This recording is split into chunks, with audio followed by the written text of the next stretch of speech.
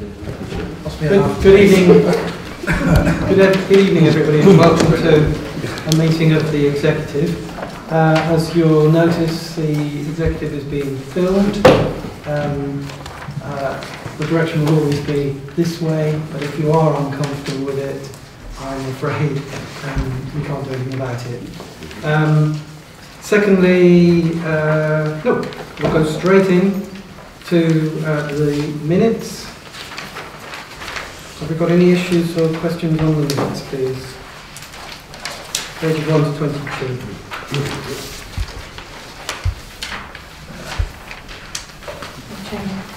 Just one on page 8 where the answer was for 991.06. I wasn't sure whether Sam Frederick was here, and when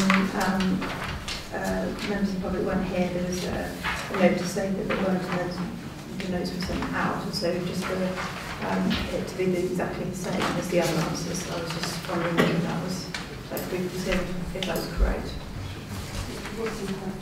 Yeah, just for the wording to match the other questions where the answers were sent out. That was always my only point.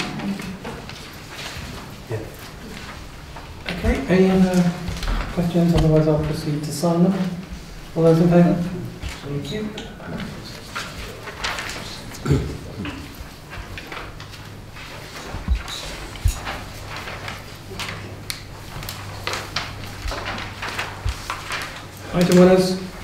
Item 107, apologies.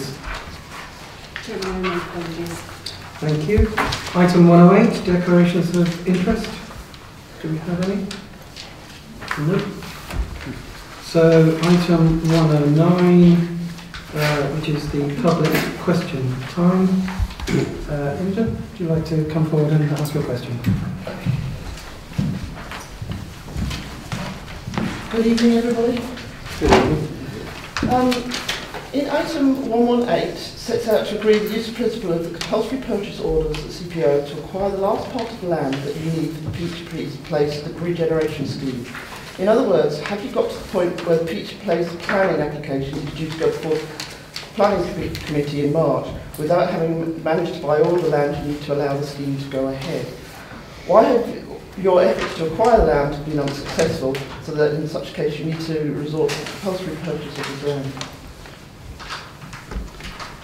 Good evening, Imogen. Thank you very much for your question. The Council has not been unsuccessful in securing the land required to deliver the Peach Place regeneration scheme, and is now the majority landowner within the Red Line. It's not a requirement for the submission of a planning application or the granting of a planning consent for the land in question to be in ownership of the applicant. It is also not a requirement that all land within the Red Line be in the ownership of the Council to enable successful delivery of the proposals. The Council is not resorting to CPO, but is proposing a standard legal approach for a scheme of this type and location. As set out within the Executive Report, the CPO process is not simply about purchasing pieces of land, but also about dealing with a variety of land interests such as leases, orders, consents and alterations to highways. As with any scheme, the Council will continue to seek to deal with any such interests through negotiation. However, an in-principle resolution to use CPO powers, should they be required, can only demonstrate the Council's commitment to seeing the scheme succeed and strengthen their negotiating position as the regeneration is delivered. In this instance, Marks & Spencer is a big company. The last time the regeneration was involved with a big company, it was the plans for the supermarket on Elms Field, where you kept saying Sainsbury's was going to sign up, despite the evidence to the contrary. And in the end, they didn't do what was wanted. What happens if Marks & Spencer don't do what you want and decide to fight the compulsory purchase order with a piece of their land?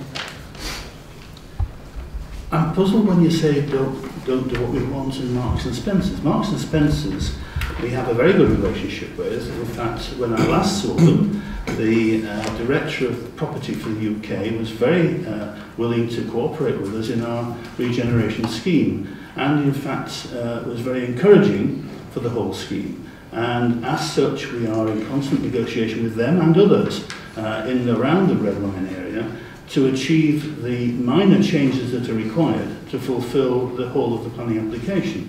And indeed, they see it as an absolute benefit for people, once the square is completed, people coming out of Bush Walk will see a brand new rear entrance to Marks and Spencer's, which is much more positively set than the current one.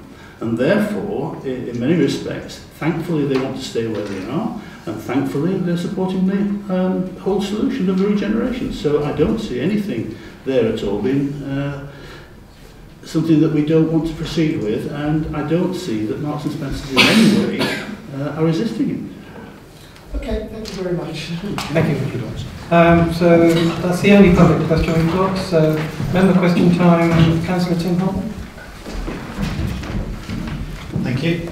Yeah, my question refers to the Derryhouse Farm application. Since the application was approved in 2011, I've noticed that the area has been subject to flooding.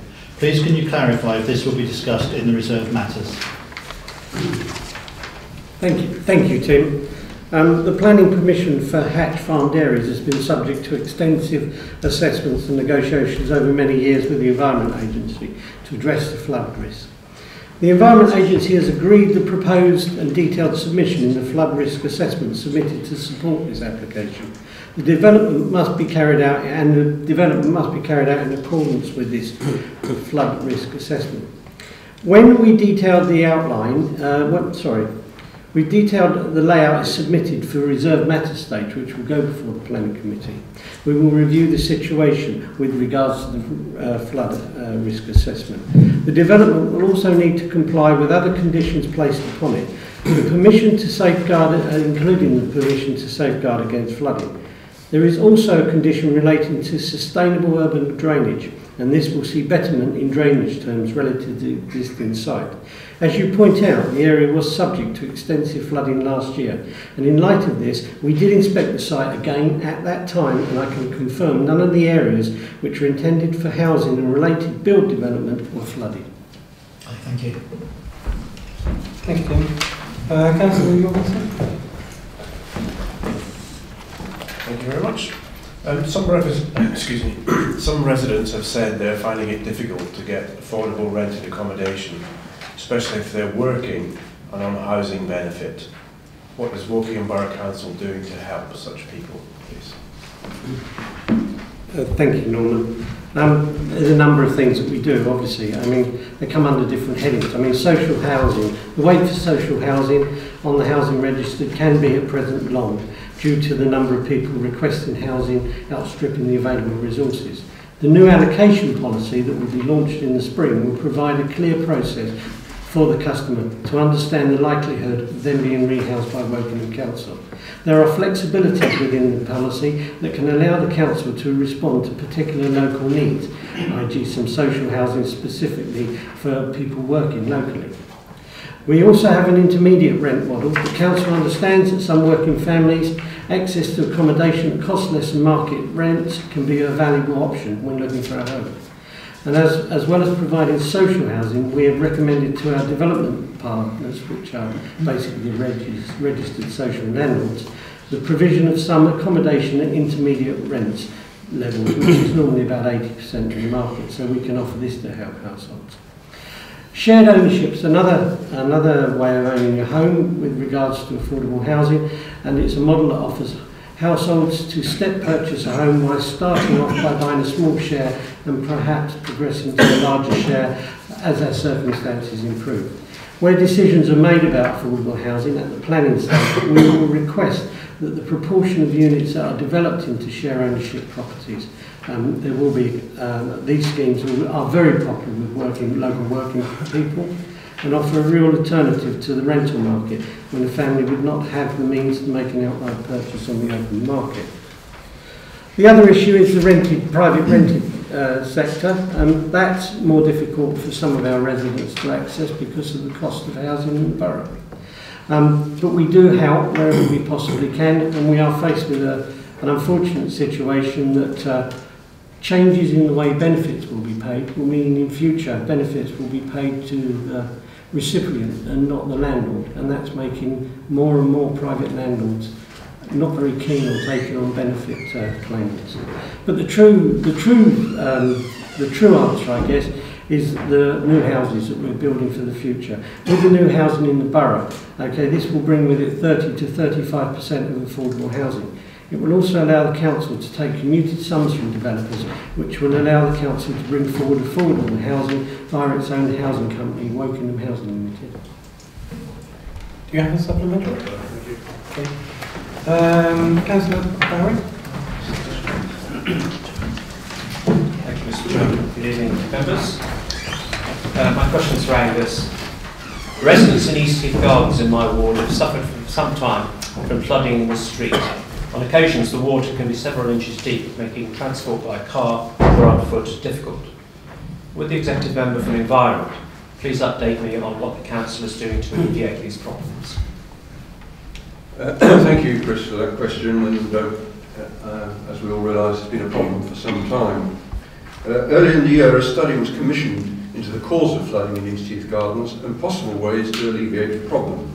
Following that work, the Council has now decided to construct a small pumping station to pump the water into the highway drainage system on Finchampstead Road. The outfall will be through the footway from East Hampstead Gardens to Finchampstead Road, that is between number 14 and 15 East Heath Gardens. We're confident that this proposal will lead to a significant reduction in the incidence of flooding in the area. Do you have a supplementary? Yes, Angus, I wonder whether you give an indication of when the works are likely to begin. Yes. Until this afternoon, the information I had is once the detailed ground investigations and design has been completed, it's hoped that works can begin earlier in the new financial year. But just today, I had an update on that, and there have been some delays due to constraints in the area. But next week, a trial pit will be dug. We're also aware of the worsening condition of the road there, and Highways will continue to monitor this, and will provide alternative arrangements for waste collection, which have been put in place pending the solution and getting the whole area tidied up again. Thank you. Thanks. Councillor Ferris? Good evening. Given the ever-increasing challenge facing this council when setting a budget, isn't it about time you actually included the public and overall scrutiny members by fully consulting on budget choices such as the priorities for spending and their potential impact? I'm actually going to take this, and you'll see in my answer why. I think it's incredibly interesting that you've raised this. You must have been reading my mind, because before October last year, I asked officers to research how other Berkshire councils engaged residents in their budget setting process. The objective was to see if there are any good practices out there. Across Berkshire, I believe only Bracknell Forest carry out any form of survey, but I'm willing to stand corrected on that. The structure and wording of such a survey has to be well balanced, and this isn't a very easy task, which is why it's going to take some time to come up with some draft proposals. For example, how do you explain priorities in a digestible form? How do you manage the expectations of residents? And there's a whole host of other questions to answer. That work is continuing to establish what would be best for our council. Exactly when that is likely to be completed has not yet been worked out. In a similar way, how it is moved forward, i.e. do we have a cross-party working group, or do we use a constitutional review group to debate this, is also an outstanding issue. Do you have a supplementary? I do have a supplementary. You might have partly answered it, but I will ask it. Will you then set up a proper timetable public and scrutiny committee budget consultation as an integral part of next year's budget setting process? That's a It took me a lot of time. good. I've got a problem. Looking at the comments, I was checking. Good job you've got the right teeth in. I haven't. I took my glasses off to see it. But basically, that is a possibility. I don't want to prejudge anything. No, I Let's get some idea of what we want to do, response. and then we'll move it forward. Okay, Thank we you. wait. Okay. So that's the end of the questions. So we now move into the reports. First one is item 111, Housing Revenue Account Budget 23 to 33. That's John. Thank you, Chairman. This is for the Executive to approve and recommend to the Council the increase in levels for rented accommodation within the borough. The rent increase on council houses is around about 3.3%, and on the shared equity it goes up between 6 and 13. They look quite alarming figures, but the true pounds, shillings and pence is an increase of between £3 and £11 per calendar month. This really is to reflect what we're spending on our own housing stock. I think we've spent about £6 million on betterment this year, and we plan to spend about the same next year. And I recommend this to the council to enable us to balance our HRA budget. Thank you, John. Any questions or comments? I'll move straight to the vote. All those in favour of the recommendations on 23, 1 to 6, please show. That's unanimous. Thank you. The next one is the capital programme strategy. That's you, Anthony, isn't it? Pages 34 to 46. Yes, this is our capital programme. As you can see, it's a total of 153 million plus 6 million from the housing revenue account. So a substantial amount of money being spent over the next number of years, obviously supported by the 106 monies that we have raised from through our STL programme, and being used to build new schools and roads and other facilities, including the town centre redevelopment. So an exciting programme, lots of valuable projects, necessary projects, and I'll take any questions. Any questions for Charlotte? Not a question, just a reflection. I believe some more money has come in today through an announcement for basic needs funding for our school places, so that's good news. Philip? Yes, I'd just like to, Chairman, thank Anthony for his support in us acquiring the additional properties when needed for the regeneration. It's making a big impact on the opportunities out there, and thank you very much. Any other questions here? We'll move straight to the vote. All those in favour of the recommendations, page 34, 1 to 3. Let's show, please. It's unanimous. It's you again, Anthony. Treasury management strategies on page 47. Yes. Treasury management is becoming more and more important because of the capital programme which we are undertaking. As you can see on page 55, there's talks about funding sources underpinning our capital programme. Treasury management also deals with our investment portfolio. As we get money from government and from developers, we have to invest the money that we have, and there are details in here of the rules and regulations that were particularly tightened up quite substantially after the Icelandic Bank situation a few years ago. But it is an important document, and it protects the council, protects the residents, and it provides the intellectual underpinnings for the financing of the capital programme. Any questions on the riveting subject of treasury management? You're first and fourth. Can I go straight to the vote then? All those in favour, please show. That's unanimous. Look. Anthony again. Medium-term financial plan, 2015-18 and the revenue budget submission. As you can see, we'll be debating this in more detail later, but I'm pleased to present this. We have done a huge amount of work, not only this year, but over the last number of years, keeping our income and expenditure in line, not overspending, but particularly concentrating on maintaining our frontline services and maintaining, I think, as the previous leader talked about, supporting those vulnerable members of the community. So again, I'm prepared to take any questions, but the papers I think are pretty self-explanatory. Any questions, comments? Go straight to the vote. All those in favour, please show. That's unanimous again. John again. Housing strategy 2015-18, starting on page 121. Thank you, Chairman. If I'd just like to refer members to page 129, where there's a preface of the whole thing. The executive, basically what I'm asking for is the executive to agree the housing strategy from 2015-2018. Our previous one expired in 2013. What it's designed to do is to address our housing needs, support vulnerable people, tackle homelessness and the housing need in the borough, enhance tenant services and expand the opportunity for housing. This document is the housing strategy is intended to be an overarching umbrella strategy into which the other strategies such as old people's housing strategy and young people's housing strategy will feed into. It was felt that the strategy should be kept focused and concise, and the other strategies would actually contain the more detailed information. So I ask for your approval. Thank you. Is there any questions? Angus?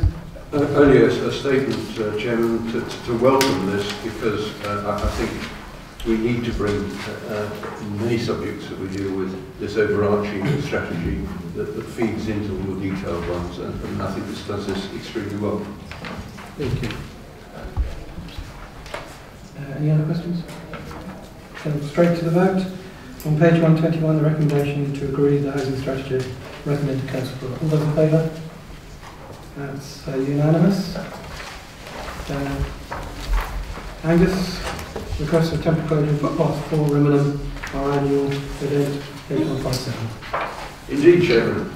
This is the temporary closure which allows the Henley Festival to be organised and run in a safe manner. The first two recommendations are exactly as you would have seen in previous years, both in terms of where and when during the festival these changes occur. As you can see, the requisite consent does come from Secretary of State for Transport.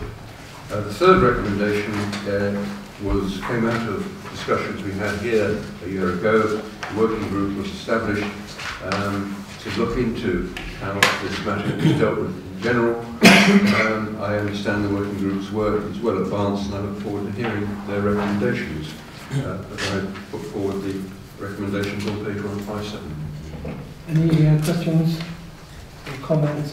I'll make one comment just for the audience, because certainly residents probably don't understand or won't know this, that actually we don't have to bring such a closure request to a formal body like this. We can do it under delegated authority. But because of the nature of this particular footpath and this particular closure, we have historically always made the decision in public, in the open. In the past, there's some lively debates. Okay, so moving on to the next. Oh, sorry. Thank you. All those in favour for the three recommendations on page 157, please show. Thank you. My enthusiasm for footpaths. Philip, Twyford Youth Centre, page 164. Thank you, Chairman. This paper is to enable us to come for a continuation of the site-based youth service provision in Twyford.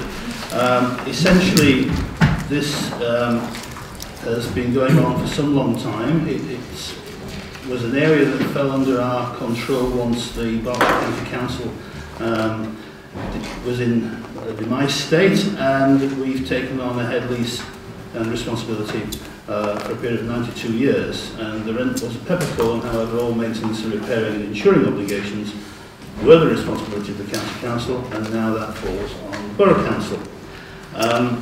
We have a licence operating with Twyford Youth Centre CIO occupying the centre on a notice period of 1 month, and this enables them to continue to run a youth service there. The level of the dilapidation costs, however, need to be determined if we, the executive, decide to proceed with the lease agreement. There is a difference of opinion between the level of dilapidation that the licensee has identified through their provider and that which our officers have identified. If you look towards the back of this paper, you'll find the information there. Schedule A on page 167 indicates the work that our contractors have identified. Schedule B indicates those that a company called JLA Associates have identified on behalf of the licensee.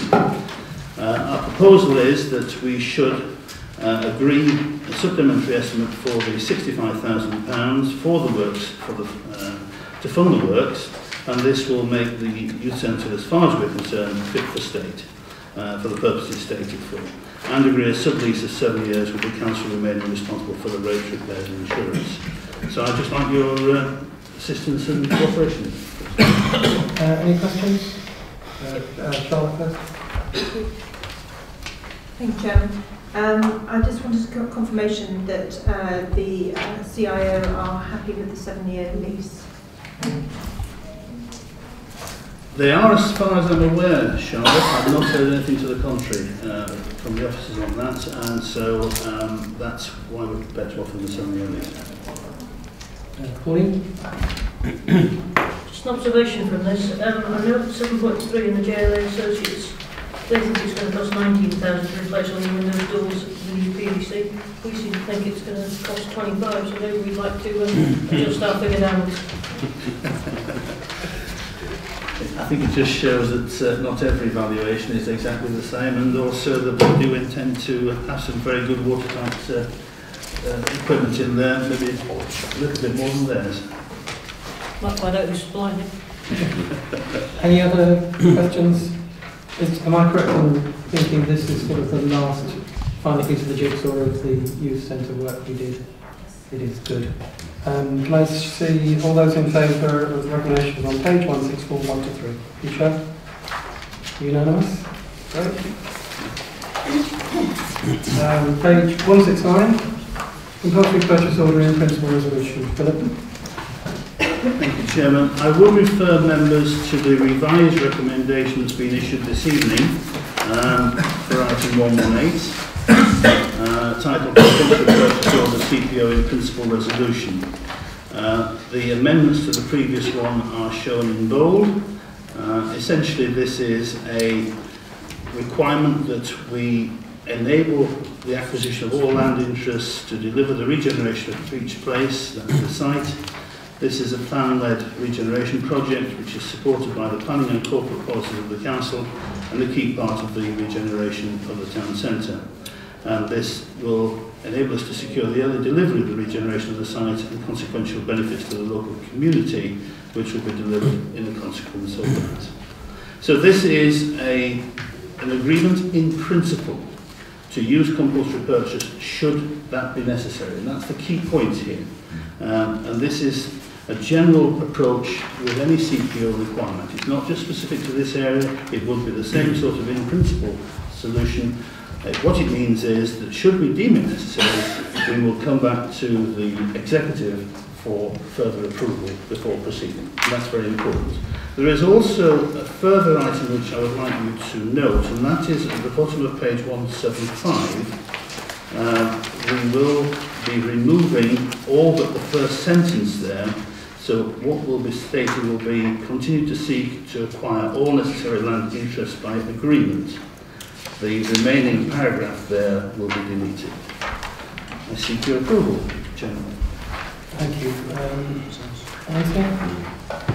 Presumably this is a sort of big stick, and if you can't negotiate or don't negotiate with the proposal, you have the opportunity to compel and make sure that nothing gets in the way of this regard.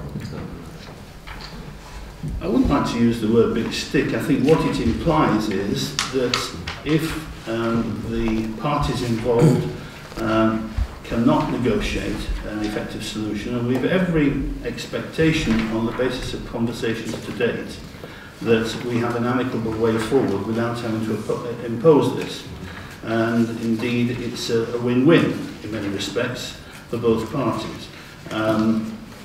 But it is there, it is available to us to use should that be necessary, and we just really put a line in the sand about the red line around the regeneration area. Any other questions? I just want you to make absolutely clear that any CPO for any piece of land within this red line will come back to the executive for further approval. And the other comment I'll make is I'm pleased that you're taking out the reference. The reference is down on page 175 because I did find it very confusing for something that's a template and then you put something specific in there. So I'm very pleased you're taking that out. Yes, thank you, Chairman. We've certainly taken advice from some very qualified legal bodies about this, and I can assure you that this is probably going to be essentially the pro forma for CPOs going forward. And we will come back to the executive for any further confirmation should we need it. Thank you, I think that's clear. All those, let's move to the vote. All those in favour of the recommendations on page 169 and 123, please show. That's unanimous. So we now go to the final piece. Town Centre Regenerations has got a part 2. I'm not sure whether we can process this without going into the part 2 first. Shall we have a try and see where we go? Okay. Thank you, Chairman. This is a paper aimed at securing funding for an additional purchase to assist the redevelopment of the town centre. It is an acquisition of town centre properties in line with identified costs within Part 2. We have essentially now moved forwards from the Peach Place redevelopment, which is going before Planning Committee on the 4th of March, and we are moving into the next phases, which are the Carnival Pool, and shortly we'll be announcing details on Elms Field. And so since the application was withdrawn at the end of 2013, there's been a considerable period of redesign and assessment to take into account a wide range of factors. And to get greater flexibility, once Sainsbury's came out, we've identified a number of areas that we needed to bring into the whole of our estate. And that's what I'm seeking support on acquiring this evening. And I think that's as far as I can go without going to part 2. Okay, Anthony first, then Andy's going to I just wanted to broadly support the proposal. I think that this is a once in a, we say once in a lifetime, once in 100 years, whatever it is. This is been a project that's been around certainly most of the time I've been on the council, which is over 20 years. So getting it right, getting the design right, making sure that we have everything that we can have that will make the town centre better for the future is, I think, a legacy that we need to deliver to the residents of Worthing Town. And congratulate what this is seeking to achieve today. Thank you, Chairman. Totally support what Anthony's just said there. Given there was some confusion in something I was involved with recently with the purchase of Grays Farm, for a different purpose, I just wonder if we can be clear at what stage the sites do become public knowledge. Well, essentially in this instance, as soon as the purchase is made, there's no reason why they cannot become public knowledge, because that is part of the greater jigsaw puzzle. And as you'll appreciate with regeneration, there's a considerable amount of jigsaw pieces spread around, and one puzzle piece connects to another, which at the moment may look to be disjointed, but there's a purpose behind it. And so quite clearly, as soon as we can declare these, it's important that the public are aware of it, because they will see the greater benefit coming out of it. So I can assure you, we will be declaring those acquisitions just as soon as we've completed purchases. Thank you. And I'm sure there'll be a press release. I'm sure there will be. Okay, so we've got the we don't need to go to part 2. We've got the recommendations on page 182. Items 1 to 3. All those in favour? Please show. That's unanimous. And I think back to the beginning of the book. That is the end of tonight's executive meeting. So, it's been a long day.